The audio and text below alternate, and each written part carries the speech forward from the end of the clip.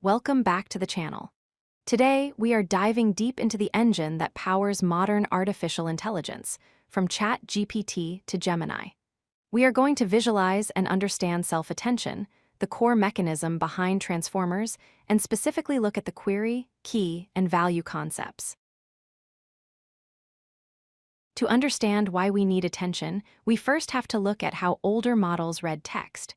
They processed words sequentially, one by one. The problem was distance. In this example sentence, by the time the model reads the word it might have forgotten about the word animal at the start of the sentence. It struggles to know what it refers to because the context gets lost over long sequences. Enter self-attention. Instead of reading left to right, a transformer looks at every single word in the sentence at the exact same time. It allows each word to attend or focus on other relevant words to gather context. When the model processes the word self-attention highlights the words animal and tired, creating a connection regardless of how far apart they are. So how does it mathematically create these connections? For every word input into the model, 3 new vectors are created. We call these the query, the key, and the value. This might sound abstract, but they are actually very intuitive concepts borrowed from information retrieval systems. Think of it like searching for a book in a library. Your search term is the query. The title on the book spine is the key, and the content inside the book is the value. You compare your query against all the keys. When you find a match or a high similarity, you retrieve the value.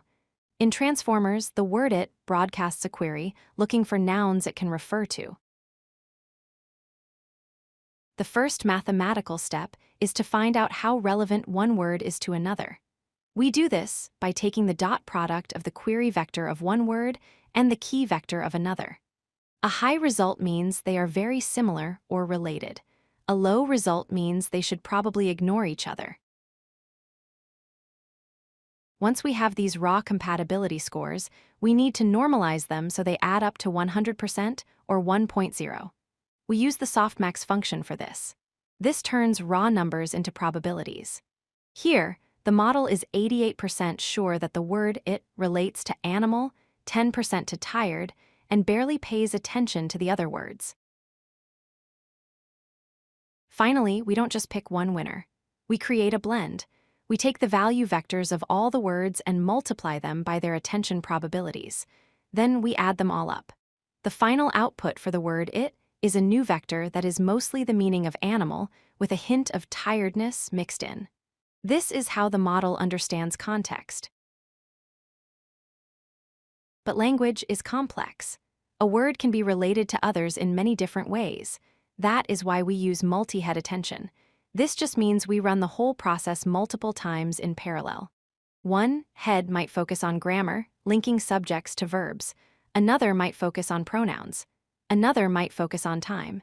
This gives the model a rich, multi-perspective understanding of the text. This architecture revolutionized AI for a few reasons. First, because it processes everything at once, it is parallelizable and incredibly fast to train. Second, it solves the long-range dependency problem. No matter how long the text is, the model can instantly connect the start to the end.